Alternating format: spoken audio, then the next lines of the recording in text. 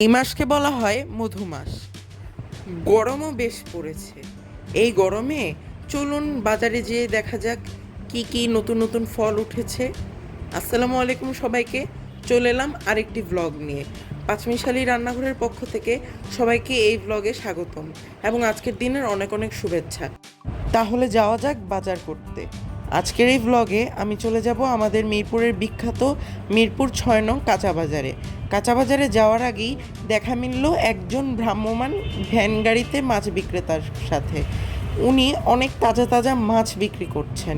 তো মাছগুলোকে কিছুক্ষণ দেখলাম, দেখার পর এবার আমি চলে যাব আমাদের সেই বিখ্যাত 6 নং কাঁচা বাজারে।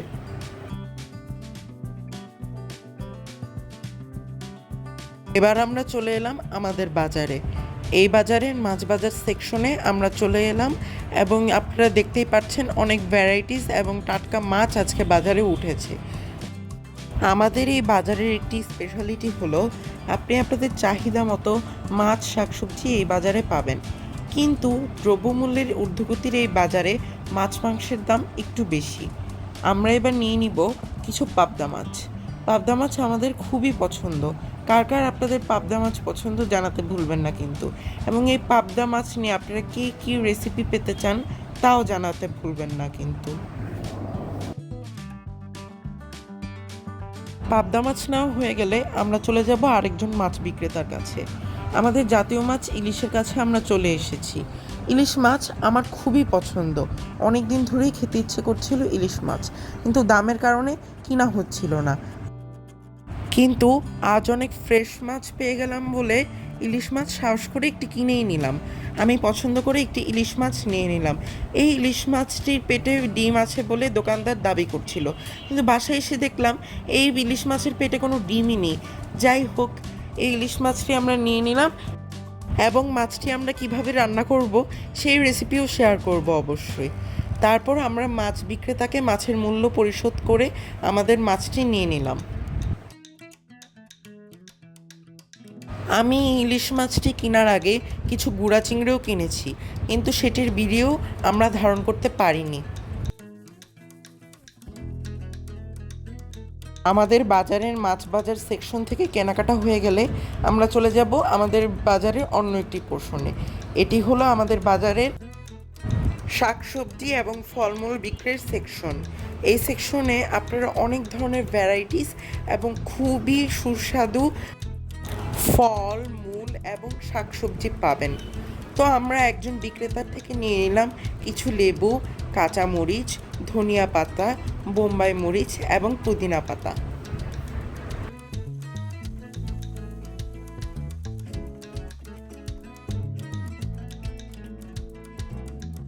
তারপর আমরা চলে যাব আরেকজন সবজি বিক্রেতার কাছে।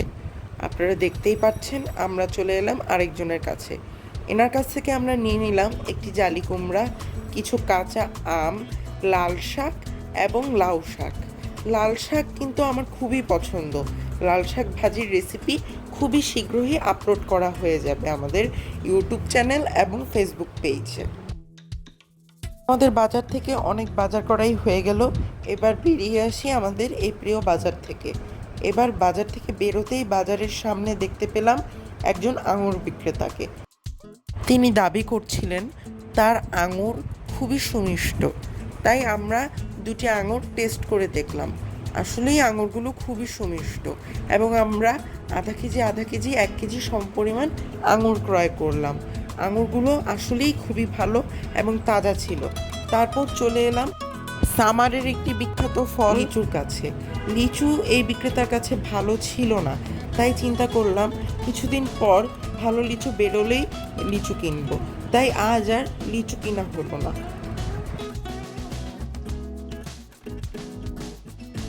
তারপর হাঁটতে হাঁটতে পেয়ে গেলাম আমরুজ বিক্রেতাকে। আমরুজ আমার খুবই প্রিয় একটি ফল।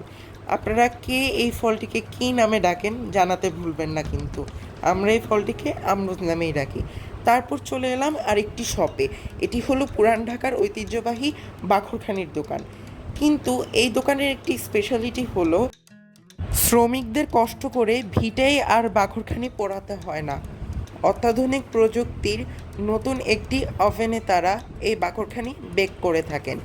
এই প্রযুক্তিগত উন্নয়নের জিনিসটা আমার খুবই ভালো লেগেছে, কারণ শ্রমিকদের কষ্ট করতে হচ্ছে না এবং খুবই কম সময়ে বেরিয়ে পড়ছে মজার মজার মুচমুচে বাকরখানি। বাকরখানি আমার খুবই পছন্দ, বিশেষ করে সন্ধ্যায় 1 কাপ চায়ের সাথে 2 পিস বাকরখানি খেতে কিন্তু খুবই ভালো লাগে। আপনাদের কার কার বাকরখানি পছন্দ জানাবেন কিন্তু। তারপর আমরা কয়েকটা বাকরখানি কিনে নিলাম।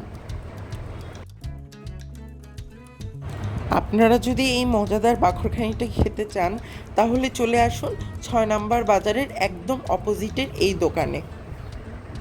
দোকানটির নাম মা বাবার দোয়া বাকরখানি স্টোর। তো বন্ধুরা, অনেক কেনাকাটা হয়ে গেল, এবার চলে আসি আমাদের বাসায়। বাসায় এসে আমরা ফলমূল শাকসবজিগুলোকে ভালো করে ধুই এবং মাছগুলোকেও ভালোভাবে পরিষ্কার করি। আজকের ব্লগটি আপনাদের কেমন লাগলো জানাতে ভুলবেন না কিন্তু, এবং আপনাদের কোন কোন শাকসবজি পছন্দ তাও জানিয়ে দিন কমেন্ট বক্সে।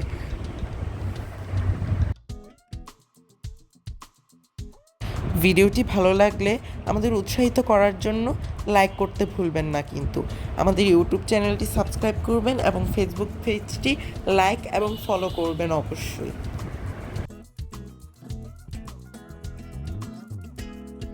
আমরা অতি শীঘ্রই এই বাজার করা শাকসবজি ফলমূল মাছ দিয়ে অনেকগুলো রেসিপি আপলোড করব। আশা করি আপনারা রেসিপিগুলো দেখবেন। আমাদের ফেসবুক পেজ এবং ইউটিউব চ্যানেলের পাশেই থাকবেন। আশা করছি ব্লগটি আপনাদের ভালো লেগেছে। আমি শ্রেয়ান রাহাতুর্য বিদায় নিচ্ছি এই ব্লগ থেকে। আল্লাহ হাফেজ।